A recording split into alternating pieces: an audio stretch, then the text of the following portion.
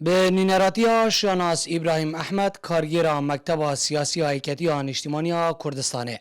کوپه کاتبون جه اندام مکتب راگهاندنه و برپرس ناوند کمالاتی آبادینان و کاندیدا جماره 24 لسر لیست هفپیمانی کردستانه سردانا مالا نظیر برواری کرن لناحیا درکاره اوه سزای 7 سال زندانی کرنه جلای دادگاه دهوکی و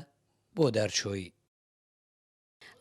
ام هیوی دارن کو بزیترین دم ملا نظیر بهت آزاد کردن جبر کو به تهمه که به بنامهاتی زندان کردن و هر واسه گلک روشنامه وانو چالک وانندین مدنی به تهمه جورا جور هاتینه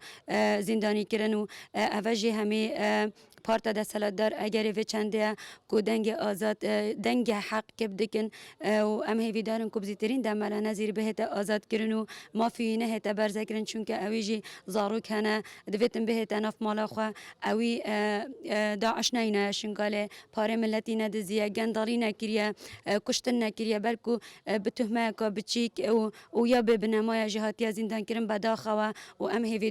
دارم کو بزیترین دم بهت آزاد کرن ان شاء الله ام ده کار لسر هندکن کو بزیترین دم جی بهت آزاد کرن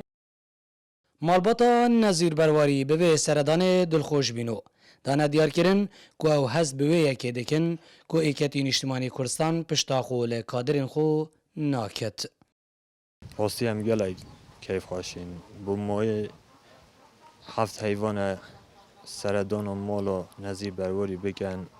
نه بخواش بد هم هست آزار با بخانه کن بو مای 7 ساله هاتی از زندان کرن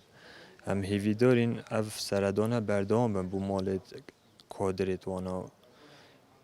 هم هیوی دارین اش حکمت اش گای باویلی گای قبادی شاناز وانا هم هیوی دارین تشتگی بوان کادرا بکن اوی خلکی خواه بگن اف خلکی ظلم لی تیتا کرنه تیتا دسته سر کرنه اش آله پارتیه و نظیر برواری ایک جه کادرین دیار ایکتی اجتماعی کردستانه بو کو لبری 7 حیوان هات بویا دست سرکرین جلای آسایشا زاخوو پاشان به سزای زندانی کرنه بو 7 سالان جلای دادگاه دهوکی و بودرچو و یکیجی کارودان لپای خوانین زیروانگولی با دینان ناحیا درکاره